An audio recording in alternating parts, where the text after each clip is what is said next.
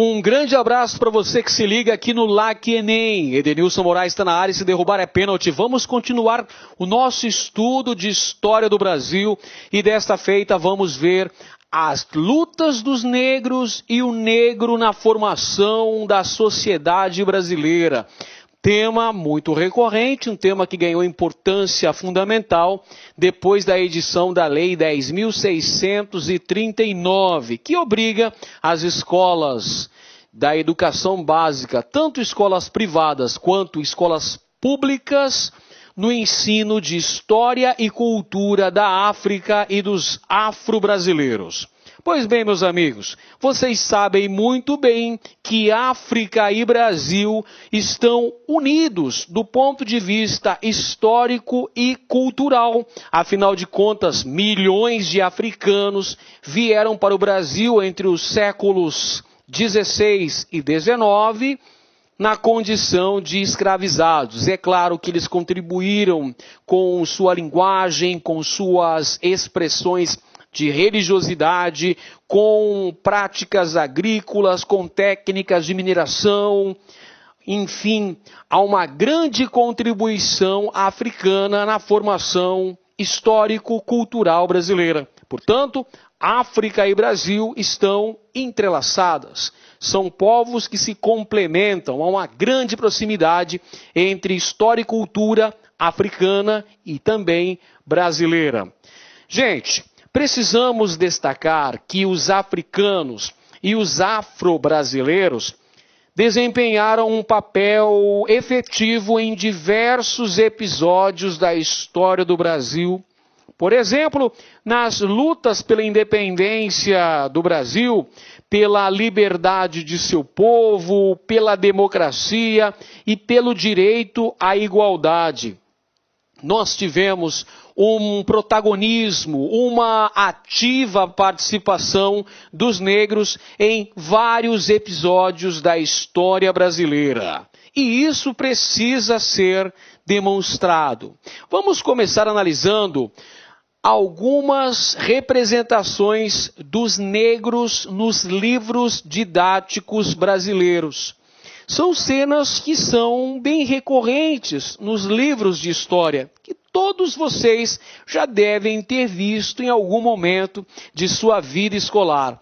Telas como de Jean-Baptiste Debré, telas de Rugendas e de outros artistas que simbolizaram aspectos do cotidiano brasileiro, entre eles aspectos relacionados com a escravidão, com as etnias africanas que foram trazidas para o Brasil, como, por exemplo, os aspectos relacionados aos castigos físicos que afligiam a população escravizada no Brasil, que era um dos aspectos que notabilizou a escravidão no Brasil durante mais de 300 anos. Então essas representações apresentam geralmente o africano, o negro escravizado, numa condição subserviente, numa condição inferior, contribuindo então para a construção desse senso comum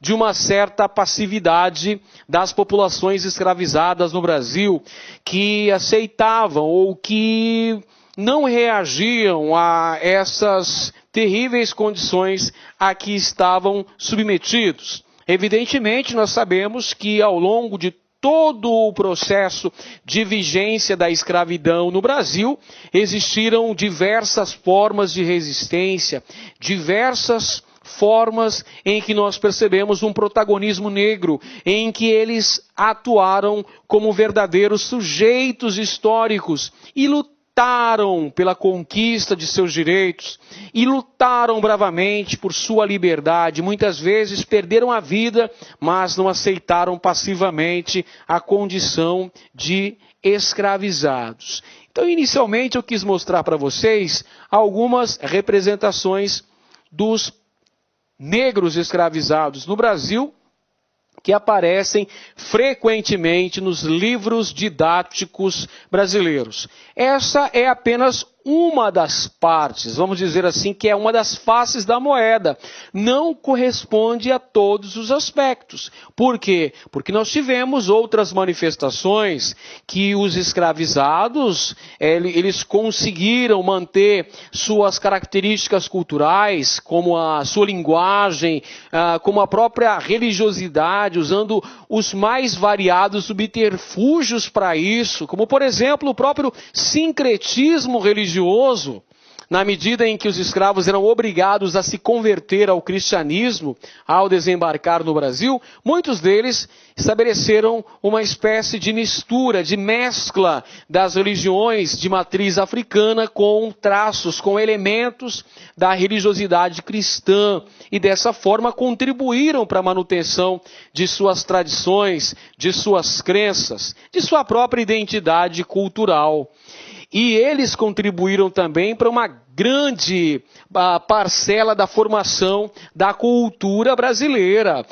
Danças, ritmos, expressões corporais, como, por exemplo, a capoeira, são de origem africana. Contribuíram significativamente no processo de formação da cultura brasileira. Os escravizados foram utilizados nas mais variadas atividades. Eles estavam, por exemplo, nas plantações de cana-de-açúcar, de algodão, de café no século XIX. Eles estiveram na mineração, eles estiveram nas atividades domésticas, estiveram também nas atividades comerciais, nas vilas e cidades coloniais brasileiros, como negros de ganho. Enfim, desempenharam uma grande gama de atividades econômicas no Brasil. Então, o papel da educação brasileira atual é demonstrar essa importância cultural dos africanos na formação da nossa diversidade cultural brasileira. Afinal de contas, o Brasil é um país multiétnico, é um país que apresenta uma grande diversidade cultural. E essa diversidade cultural, meus amigos, é um aspecto importantíssimo, uma riqueza de nossa cultura, que deve ser respeitada e preservada. Então, uma das funções que a educação brasileira tem na atualidade é demonstrar esse caráter, essa característica plural de nossa cultura, demonstrando a importância dos povos indígenas, a importância do africano e também do branco colonizador na formação do que hoje nós chamamos de pluralidade cultural brasileira. Afinal de contas, isto é Brasil. Vamos lá. O objeto de estudo, para se valorizar a cultura e a história dos povos africanos, deve ser, evidentemente, a valorização das tradições, da cultura, da própria trajetória dos descendentes dos africanos escravizados no Brasil. Você viu na aula anterior que o tráfico negreiro e a escravidão determinaram o presente de nosso país. Claro que o tráfico negreiro, que retirou milhões de africanos, cerca de 5 milhões de africanos, que foram levados forçosamente para a América na condição de escravos, promoveu grandes transformações, tanto para a África quanto para a América. Afinal de contas, os africanos vão trazer as suas matizes culturais, as suas características, as suas mais variadas expressões culturais, linguagem, costumes, culinária, festividades, expressões religiosas. Isso vai ser assimilado pela cultura brasileira e vai contribuir para a formação de nossa diversidade cultural. Veja só, a população vinda do continente africano criou aqui no Brasil, criou raízes, criou cultura, contribuiu para a formação da história. Para os senhores terem uma ideia, 53% dos brasileiros se declaram pretos ou pardos. de acordo com a Pesquisa Nacional por Amostragem de Domicílio de 2013. Esse grupo, que forma mais da metade da população brasileira, é grandemente desfavorecido. Vamos observar aqui um gráfico que demonstra a desigualdade entre brancos e negros no Brasil. Vejam só, no trabalho infantil, no analfabetismo, na distorção idade-série, nas matrículas no ensino superior e entre as vítimas de homicídios, os negros são desfavorecidos. Nós temos a utilização do trabalho infantil entre crianças por volta dos 5 e 15 anos de idade, temos mais negros e pardos do que brancos. Entre os analfabetos em nosso país, temos um percentual maior de negros do que de brancos. Entre aqueles que estão com uma distorção idade-série, existem mais negros do que brancos. No ensino superior, em nossas universidades, existem mais brancos do que negros. Então, os negros também estão em desvantagem. E entre as vítimas de homicídios da população negra, é mais do que o dobro da população branca. Então, é necessário que nós percebamos essas desigualdades entre a população branca e a população não branca no Brasil, notadamente negros e pardos. É preciso ter uma ciência que essas desigualdades acontecem. Então, reconhecer a existência, a ocorrência dessas desigualdades raciais e combatê-las é lutar contra o racismo. O racismo que muitas vezes é velado, que é escondido, é mascarado. Mas os senhores acabaram de ver, esses gráficos não nos deixam mentir. Há grandes desigualdades entre brancos e negros na sociedade brasileira. Então a educação pode ser um elemento importante na contribuição da correção dessas distorções, na melhoria da condição de vida dos menos favorecidos em nosso Brasil. Recentemente, nós tivemos a aprovação da Lei 10.639/2003, que determina a obrigatoriedade da inclusão da temática da história e cultura da África e dos afro-brasileiros em seus currículos. Qual que é o objetivo disso, meus amigos? O objetivo é que essa nova educação combata o racismo no Brasil, que essa nova educação proporcione uma reflexão sobre o papel do negro na história do Brasil, que chegue para promover, que contribui para a promoção da valorização da história, da cultura africana e da cultura afro-brasileira. E que demonstre o conhecimento científico construído por pesquisadores, cientistas e pensadores negros. Que nós quebremos definitivamente esses estereótipos ligados à população negra que remonta à escravidão, que alimenta o racismo. Um racismo que é velado, um racismo que é camuflado, mas que existe e que deve ser combatido para que nós possamos ter uma sociedade mais democrática, uma sociedade mais igualitária em nosso país.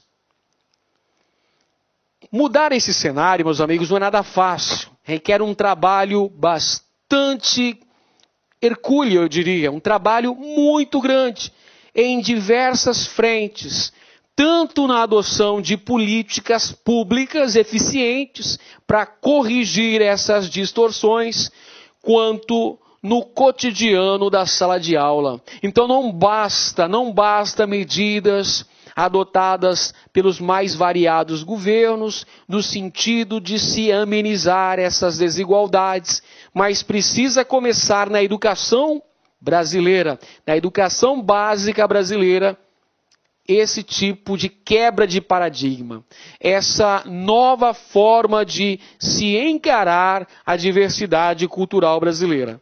O primeiro passo para superar o racismo é combater o discurso de que não há racismo. Veja bem, durante muito tempo se alardeou aos quatro cantos o chamado mito da democracia racial no Brasil. Isso foi trabalhado, isso foi construído a partir da edição do livro Casagrande e Senzala, de autoria do antropólogo brasileiro Gilberto Freire, pernambucano Gilberto Freire. Veja bem, Casagrande e Senzala, que foi editado lá nos anos 30 no Brasil, mostrando a formação histórica do país e tentando demonstrar relações harmoniosas entre brancos e negros escravizados no país, contribuiu para a formação do mito da denominada democracia racial no Brasil. Então, durante muito tempo, esse conceito foi alardeado, foi construído, foi trabalhado. Então, o primeiro passo para se combater o racismo no Brasil é, sem dúvida, desmascarar esse mito, desconstruir esse mito de que não há racismo em nosso país. E para isso, a educação tem que contribuir de maneira eficaz. Então, o objetivo é desconstruir visões estereotipadas sobre africanos e afro-brasileiros, muitas vezes vendo-os como inferiores, como dotados de menos inteligência, como não portadores de cultura significativa. Então nós temos que quebrar esse paradigma. De que maneira? Mostrando a importância desses povos na construção efetiva da sociedade contemporânea brasileira.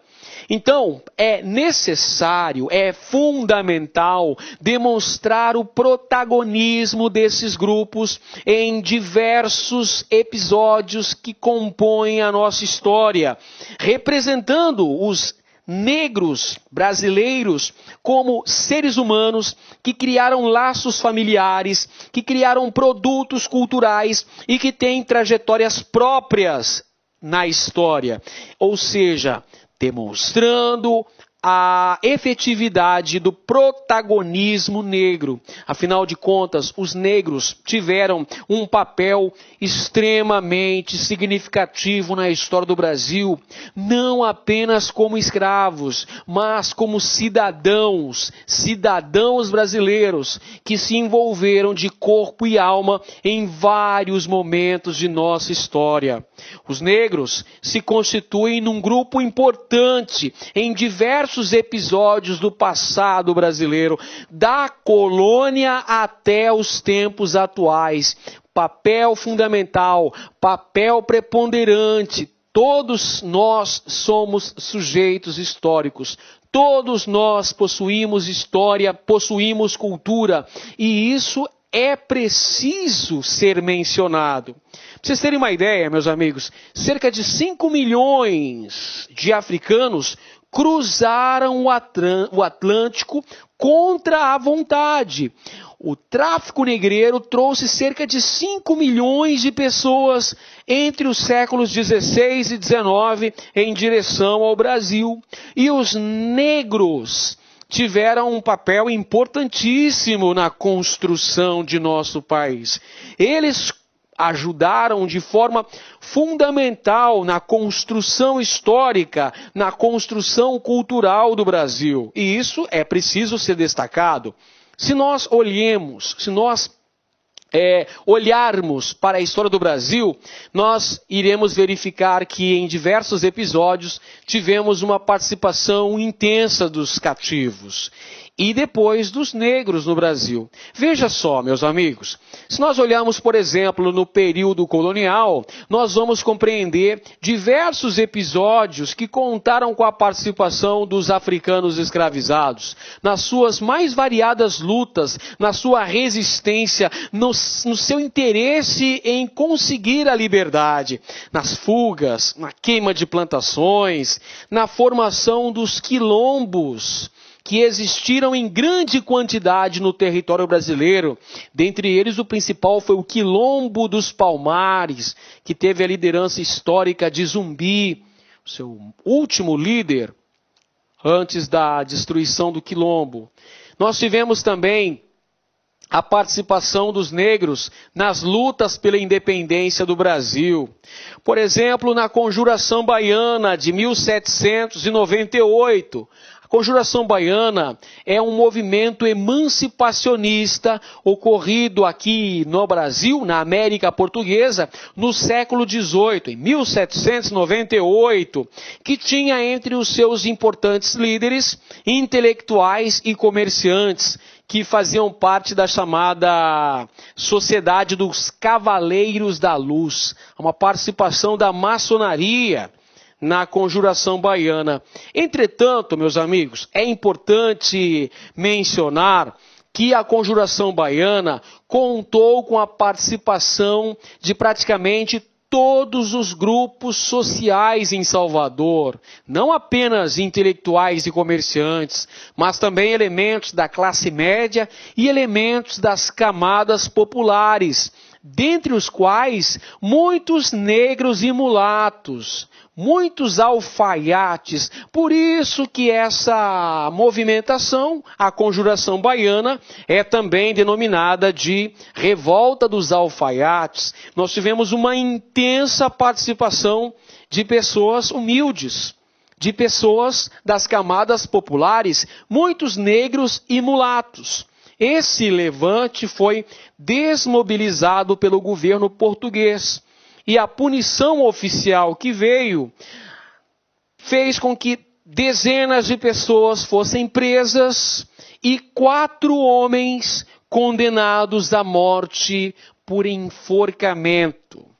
Detalhe importantíssimo: esses 4 homens eram pobres e negros.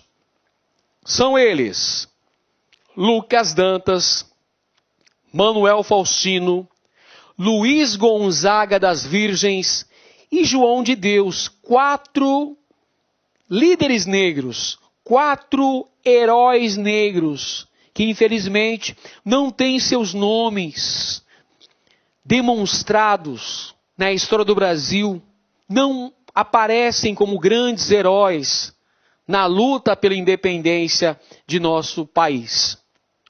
Bom, temos ainda uma outra revolta que ocorreu também em Salvador, na Bahia, só que já no contexto do chamado período regencial. Foi a chamada Revolta dos Malês, uma mobilização de escravos muçulmanos que fizeram valer a sua identidade étnico-religiosa para lutar contra a escravidão, para tentar alcançar a liberdade.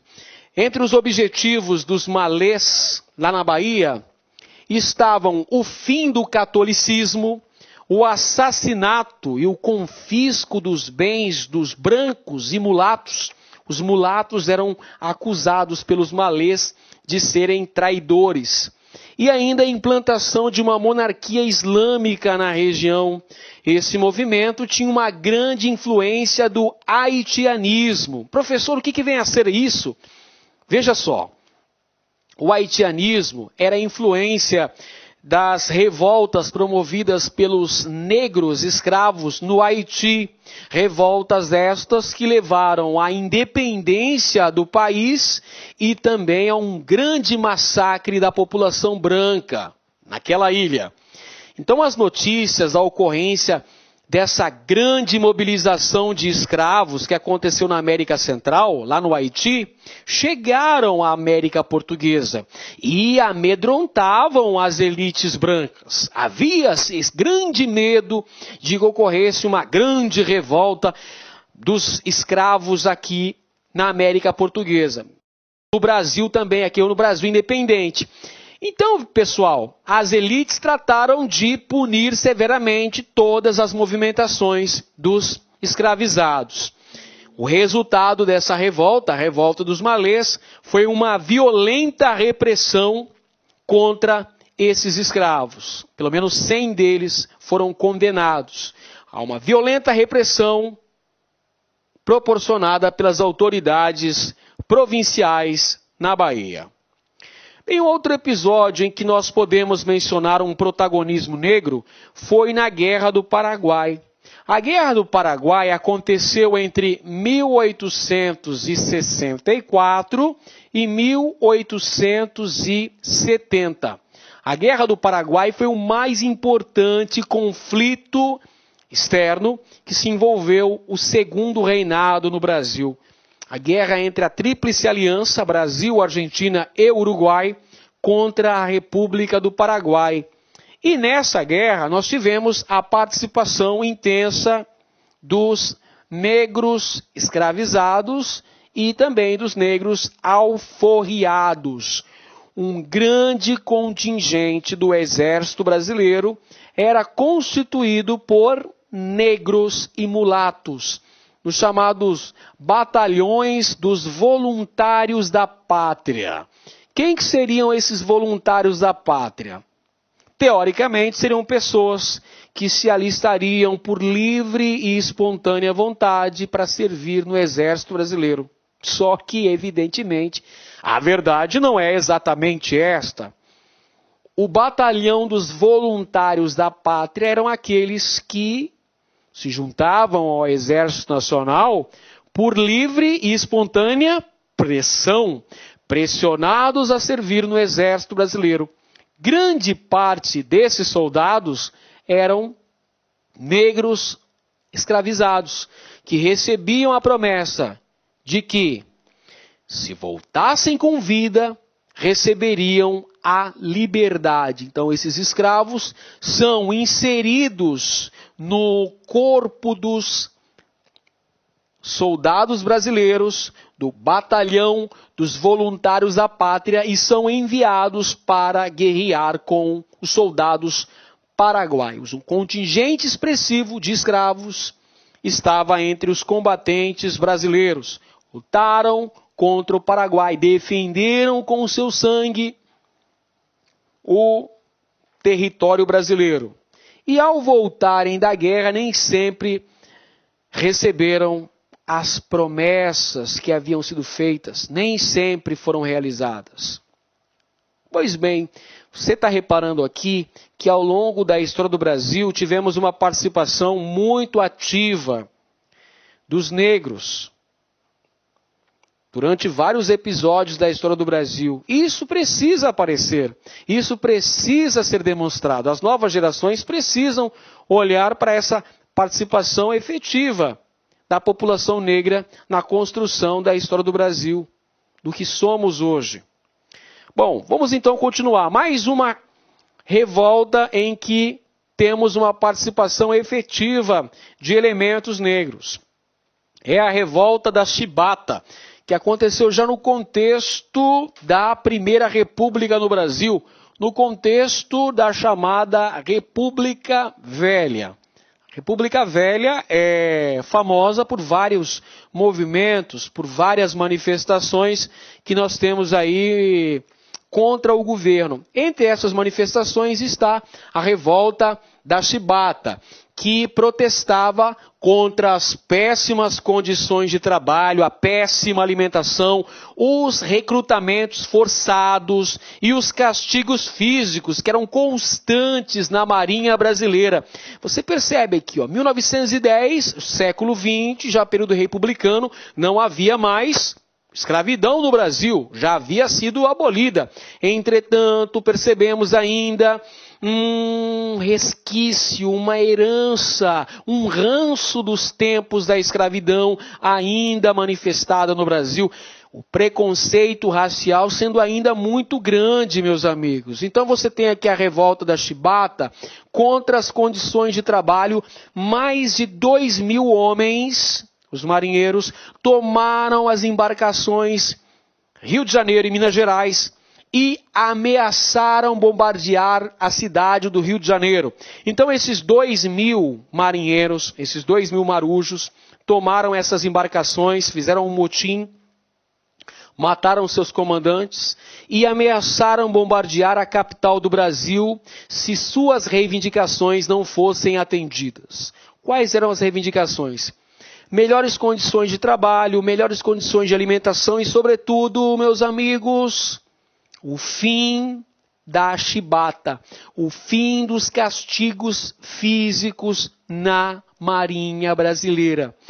O grande líder desse movimento era João Cândido, que passou para a história conhecido com o epíteto de O Almirante Negro, inclusive homenageado naquela canção do João Bosco e do Aldir Blanc, o mestre Sala dos Mares. Então, João Cândido, negro, marinheiro, líder da revolta da Chibata, ficou conhecido como Almirante Negro. Esse episódio demonstra claramente como as práticas escravistas sobreviveram ao fim da escravidão no Brasil.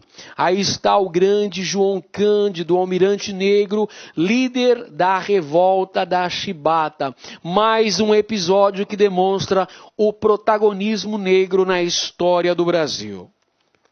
Bem, já no início dos anos do século XX, nós temos a formação do movimento negro no Brasil, meus amigos, com a atuação de várias instituições que defendiam os interesses da população negra tão marginalizada dentro da sociedade brasileira.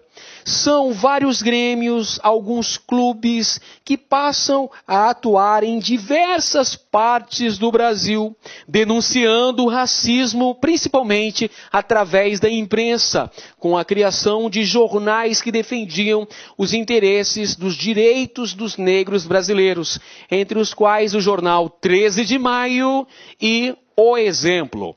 Em 1931, ocorreu a fundação da FNB, Frente Negra Brasileira, que chegou a reunir cerca de 40.000 associados e se organizar como um partido político no ano de 1936, durante a chamada Era Vargas. Esse organismo, a Frente Nacional Brasileira, que se converteu em partido político em 1936, foi dissolvido no ano de 1937, porque nesse ano aconteceu um golpe de Estado desferido pelo presidente da República, Getúlio Vargas, que implantou uma ditadura no Brasil, o Estado Novo. Então, olha só, nos anos 30, nós tivemos o surgimento de um importante órgão de defesa dos direitos dos negros no Brasil, que é a Frente Negra Brasileira. Assunto, aliás, que caiu no Enem 2014. Veja só, esse tema, como eu falei para vocês, é muito recorrente. Você tem que estudar porque, geralmente, uma questão referente a luta dos negros e o negro na formação sociocultural brasileira aparece nas provas. Mais adiante nós vamos ver outros episódios em que tivemos a participação efetiva da população negra no Brasil na defesa de seus interesses, de seus direitos, buscando igualdade em relação aos brancos, porque evidentemente não havia a igual oportunidade de trabalho, oportunidade de educação para a população negra no Brasil. Muito pelo contrário. Durante a chamada ditadura militar no Brasil, você sabe que a ditadura militar ocorreu no Brasil, o período militar vai de 1964 até 1985. Durante a ditadura militar brasileira, diversos militantes que pegaram em armas, que combateram a ditadura, eram negros. Entre eles, um dos mais importantes foi Oswaldo Orlando Costa, mais conhecido pelo apelido de Oswaldão, que era engenheiro formado pela Universidade de Praga e um dos líderes da chamada Guerrilha do Araguaia. Guerrilha do Araguaia, que foi um grupo de luta que atuou contra a ditadura militar no interior do Pará, na região do Bico do Papagaio. É a guerrilha rural, Guerrilha do Araguaia, que foi completamente dissolvida pelo governo militar, que reprimiu violentamente esse movimento. No ano de 1973, o próprio Oswaldão foi assassinado e teve seu corpo exposto. Muito bem, temos ainda outros episódios, que são os movimentos contemporâneos, a luta dos negros no Brasil pela conquista e pela efetivação de seus direitos, seguiu nos chamados movimentos contemporâneos. Nós tivemos, por exemplo, ao final do período militar, 1978, a fundação do Movimento Negro Unificado contra a Discriminação Racial, que é um marco das lutas dos negros em prol de seus direitos, em prol de igualdade na sociedade brasileira. A grande intenção do Movimento Negro Unificado era contestar a ideia de democracia racial que foi amplamente divulgada durante a ditadura militar, aquele velho mito da democracia racial que, como nós falamos, surgiu lá nos anos 30 com a obra do sociólogo Gilberto Freire, Casagrande e Senzala. Então esse mito ficou durante muito tempo sendo alardeado entre as sociedades brasileiras. E a própria ditadura militar divulgava esse mito de que no Brasil não haviam diferenças entre brancos e negros, que todos tinham igual importância e que tinham iguais oportunidades dentro de nossa sociedade, o que sabemos que não foi o que realmente acontecia. Então, esse movimento negro unificado tinha a ideia de contestar o mito da democracia racial. E qual seria a importância histórica do movimento negro unificado, meus amigos? A importância é que esse movimento contribuiu significativamente para importantes conquistas recentes, dentre as quais o direito às terras onde há remanescentes de quilombos. A Constituição Federal de 1988 garante o direito à posse da terra, onde no passado tivemos a formação de comunidades quilombolas. Garantiu também a criminalização do racismo. Nossa Constituição estabelece o racismo como crime inafiançável. A inclusão do ensino de história e cultura afro-brasileira na educação básica e além das cotas raciais nas universidades federais. Perceberam? Esses direitos, essas conquistas que a população negra e parda do Brasil conseguiram nos últimos anos é fruto de uma intensa luta que passou por praticamente todo o processo histórico brasileiro, garantindo então democracia racial, garantindo então o direito à valorização do negro como protagonista também na história do Brasil, o direito ao conhecimento da história e da cultura da África e dos negros brasileiros, a participação efetiva do negro em diversos episódios da história do Brasil.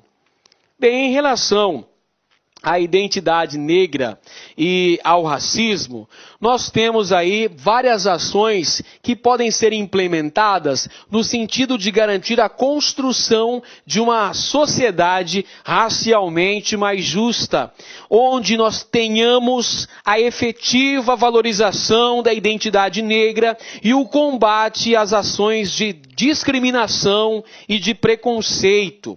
A valorização de agentes de todas as etnias, apresentando bons modelos para a representação ou para representações afirmativas. Recentemente nós vimos alguns eventos em que manifestações racistas aconteceram no Brasil, inclusive até mesmo nos estádios de futebol.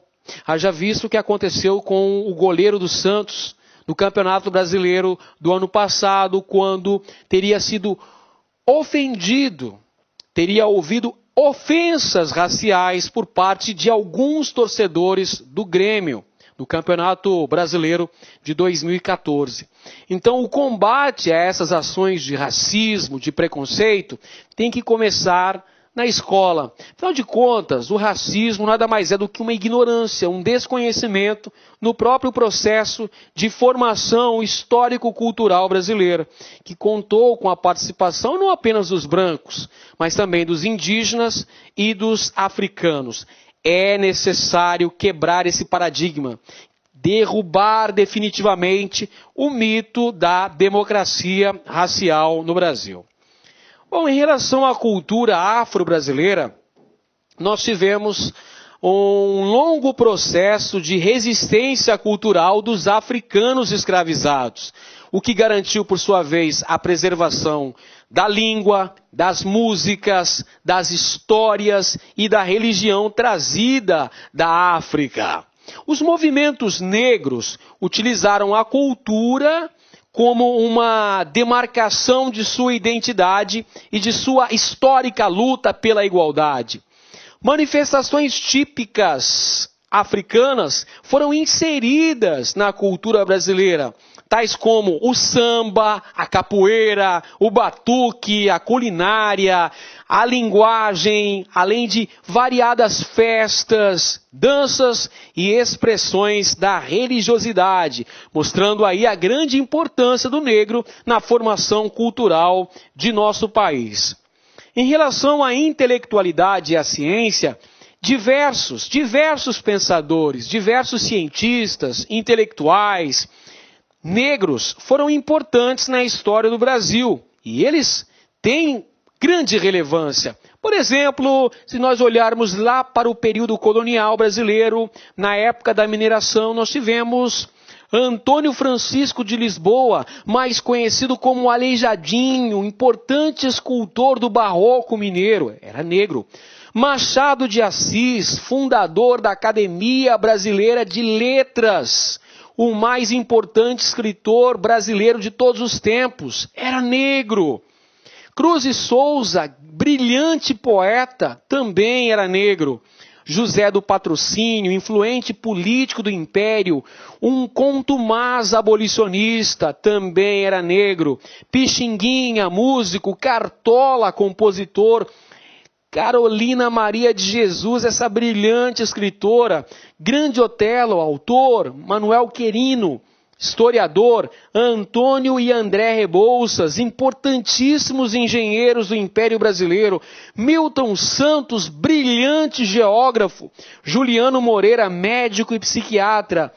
Joaquim Barbosa, que foi presidente do Supremo Tribunal Federal, entre muitos outros. Então isso precisa ser destacado. Tivemos uma grande participação negra também na ciência e na intelectualidade brasileira.